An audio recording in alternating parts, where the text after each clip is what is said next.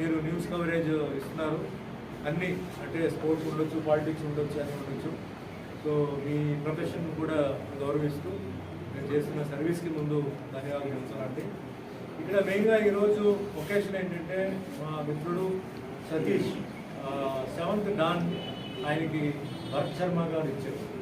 ఇక్కడ మెయిన్గా అండర్లైన్ చేయాల్సింది ఏంటంటే చాలామందికి ఏంటంటే బెల్ట్స్ ఇస్తున్నారు, చాలామంది బెల్ట్స్ తీసుకుంటున్నారు ఈ మధ్య. బట్ నా ఉద్దేశం ఏంటంటే ఎవరైతే ఒక క్వాలిఫైడ్ గ్రాండ్ మాస్టర్, ఎవరైతే ఒక క్వాలిఫైడ్ మాస్టర్ అంటే ఇప్పుడు భరత్ శర్మ లాంటి ఒక మాస్టర్ ఏంటంటే చీఫ్ ఇండియాకి చాలా ఆయన చేస్తున్నారు. ఆయన చాలా అంటే ఇంటర్నేషనల్ కనెక్షన్స్ అని చాలా ఈ బెల్ట్కి ఉంటున్న వాల్యూ వేరే. మిగిలిన బెల్ట్ ఏంటంటే ఎవరో వచ్చి ఇవ్వడం తీసుకోవడం అది వేరే విషయం. బట్ ఒక ఫారినర్ జపనీస్ కానీ ఎవరైనా అలాంటి వాళ్ళు వచ్చి ఇస్తున్నప్పుడు ఆ వాల్యూ వేరే. ఎందుకంటే చాలా మార్కెట్లో చాలా కన్ఫ్యూజన్స్ ఉన్నాయి.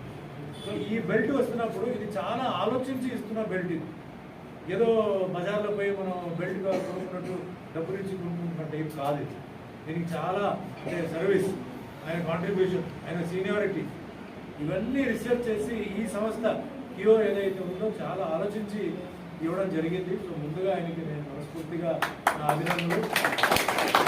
చాలా వరకు ఏంటంటే సర్వీస్ చాలామంది ఏమంటారంటే ఏజ్ ఉంది కదా, ఏజ్తో ఎట్లా అని అంటారండి.